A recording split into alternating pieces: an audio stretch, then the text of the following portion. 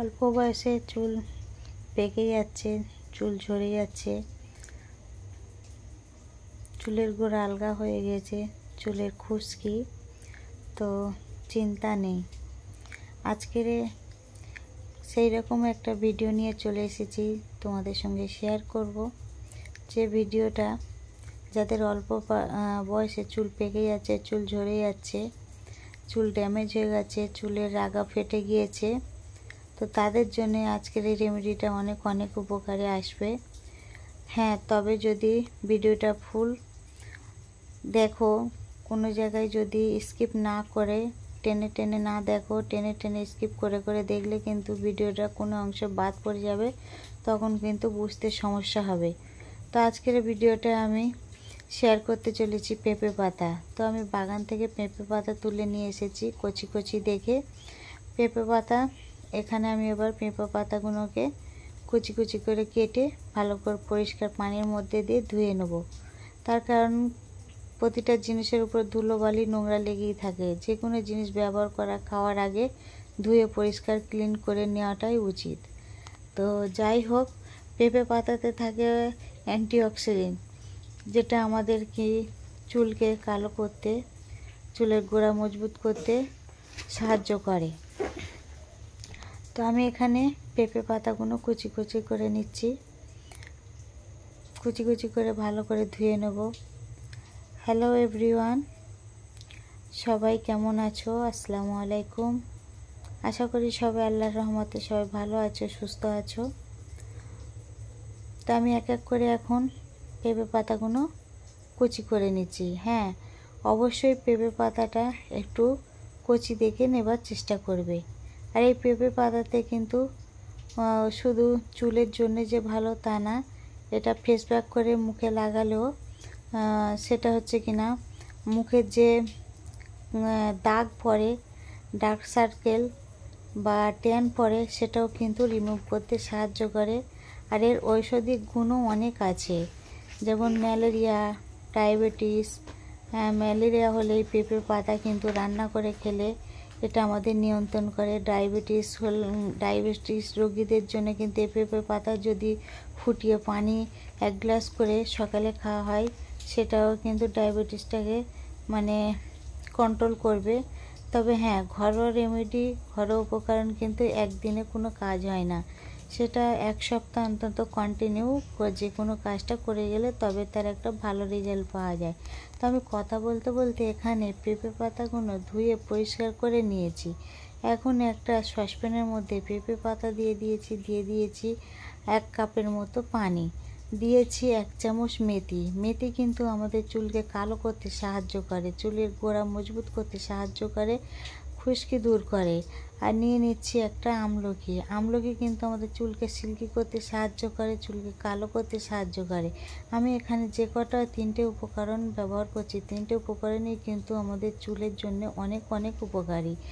তো আমি এখানে ভালো করে একটা চামচের সাহায্যে মিক্সড করে নিচ্ছি। এবার আমি চলে যাব গ্যাস ওভেনে। ওখানে গিয়ে আমি হচ্ছে কিনা 1 কাপ পানিটা ভালো করে ফুটিয়ে আমি 1/2 কাপ করে নেব, যাতে পুরো পেঁপে পাতাটা সিদ্ধ হয়ে পানির কালারটা পুরো ছেড়ে দেয়। তো আমার এখানে ফুটে গিয়েছে, আমি নেড়ে চেড়ে ভালো করে পেঁপে পাতাটাকে সিদ্ধ করে নিচ্ছি পানিতে ফুটিয়ে।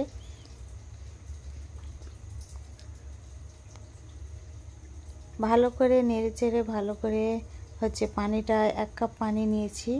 তোমরা চাইলে কম বেশি করে নিতে পারো, তোমাদের যতটা প্রয়োজন। আমি আমার 1/2 কাপ হলেই আমার কিন্তু পুরো চুলের স্ক্যাল্পে লাগানো হয়ে যাবে, তাই আমি আমার পরিমাণ বুঝে আমি অতটুকুই তৈরি করছি, আর সেটা তোমাদের সঙ্গে শেয়ার করছি, যাতে তোমাদের যদি কোনো অংশে ভালো লাগে বা উপকারে আসে, বা যাদের অল্প বয়সে অনেকের আছে পেটের সমস্যা আর চুল পেকে যায়, তাদের জন্য কিন্তু ভিডিওটাও অনেক উপকারী। তবে হ্যাঁ, যাদের বয়স 60 থেকে 70 বছরের উপরে, তারা কিন্তু এই রেমেডিটা ব্যবহার করতে পারবে। তবু আর একটা অন্য টিপস আছে, সেটা আমি পরে শেয়ার করছি। তো আমার এখানে পেঁপে পাতাটা সিদ্ধ হয়ে গিয়েছে। আমি এখানে একটা ছাঁকুনির সাহায্যে ছেঁকে নিয়েছি। তো দেখতেই পাচ্ছ বন্ধুরা, আমি 1 কাপ পানি নিয়েছিলাম পরিমাণ মতন, কিন্তু আমার সেটা একদম পুরো হাফ কাপ হয়ে গেছে। আর পানির কালারটা পুরো কেমন চেঞ্জ হয়ে গেছে, পুরো সবুজ রঙটা ছেড়ে দিয়েছে। তো যাই হোক, এর সঙ্গে আমার এখনও কিছু উপকরণ মেশানো লাগবে, যেটা আর কি আমাদের চুলের জন্য অনেক উপকার। যে কটা রেমেডি আমি এখানে যে কটা উপাদান হচ্ছে কিনা আমি এখানে ইউজ করব, সবই কিন্তু আমাদের চুলের জন্য অনেক স্বাস্থ্যকর। নারকেল তেল এখানে আমি নিয়ে নিয়েছি 1 চা চামচের মতো নারকেল তেল। নারকেল তেলটা কিন্তু আমরা প্রাচীনকাল থেকে শুনে এসেছি নানি দাদিদের মুখ থেকে, যে নারকেল তেল কিন্তু চুলের জন্য অনেক স্বাস্থ্যকর, পুষ্টিকর, যা চুলকে পুষ্টি যোগায়, চুলের গোড়া মজবুত করতে সাহায্য করে, চুলকে কালো করতে সাহায্য করে, চুলকে ভালো রাখতে সাহায্য করে। আচ্ছা, আমি এখন নিয়ে নিচ্ছি আরেকটা vitamin E capsule. Vitamin E capsule সবাই জানি আমরা স্কিনের জন্য, চুলের জন্য কিন্তু অনেক উপকার। স্কিনটাকে হচ্ছে কিনা মসৃণ করে, চকচকে ভাব আনতে সাহায্য করে, ময়েশ্চারাইজার করতে সাহায্য করে, স্কিনটা নরম রাখতে সাহায্য করে, স্কিনে গ্লো আনতে সাহায্য করে। আর চুলের জন্য কিন্তু ভিটামিন ইটাও অনেক উপকারী। তাই আমি এখানে একটা ভিটামিন ই ক্যাপসুল নিয়ে নিলাম। তোমরা যদি এর থেকে বেশি পরিমাণে রেমেডিটা তৈরি করতে চাও, তাহলে কিন্তু তোমরা 2টো ক্যাপসুল নিয়ে নিতে পারো। আর এখন নিয়ে নেব মাত্র 2 টাকার পাতার একটা কফি পাউডার। কফি পাউডারে কিন্তু অক্সিজেন থাকার কারণে কিন্তু আমাদের চুলকে কালো করতে সাহায্য করে, চুলের গোড়া মজবুত করতে সাহায্য করে, চুলকে শাইনিং করতে সাহায্য করে। আর চুলের যে ফাটা ফাটা ভাব, একটা মরমরে ভাব থাকে, যেটা চুলটা ড্যামেজ হয়ে গেলে হয়, সেটাকে কিন্তু রিমুভ করতে সাহায্য করে। তা আমি এখানে সবগুলো উপকরণের মধ্যে দিয়ে দিয়েছি। এখন আমাকে ভালো করে একটু ফেটিয়ে নিতে হবে একটা ছোট্ট চামচের মধ্যে দিয়ে, যাতে করে সবকটা উপকরণ অ্যাবজর্ব হয়ে যায়। হ্যাঁ, তো এটা এখন আমার তৈরি হয়ে গিয়েছে। এটা আমি এখন মাথার মধ্যে ব্যবহার করে তোমাদের দেখাবো যে কিভাবে এটা ব্যবহার করতে হয়। এটা যদি কন্টিনিউ হচ্ছে কিনা সপ্তাহে 3 থেকে 4 বার এরকম ব্যবহার করা যায়, তাহলে কিন্তু আমি বলবো অবশ্যই পাকা চুল থাকলে কিন্তু কালো হয়ে যাবে, চুলের গোড়াটাকেও কিন্তু মজবুত হয়ে যাবে। চুলের গোড়াটাকে যেমন মজবুত করতে সাহায্য করবে, চুল পড়া কিন্তু হচ্ছে কিনা রোধ করবে। আর যাদের অল্প বয়সে চুল পড়ার সমস্যা বা চুল সাদা হয়ে যাওয়ার সমস্যা, তারা কিন্তু বাসাতে এইটা একবার হলেও কিন্তু সপ্তাহে যদি সময় না থাকে অন্তত 2 বার হলেও ট্রাই করতে পারো। আমি বলবো অবশ্যই ভালো রেজাল্ট দেখতে পাবে। তো যাই হোক, এখানে আমার পুরো ফাটানো হয়ে গিয়েছে।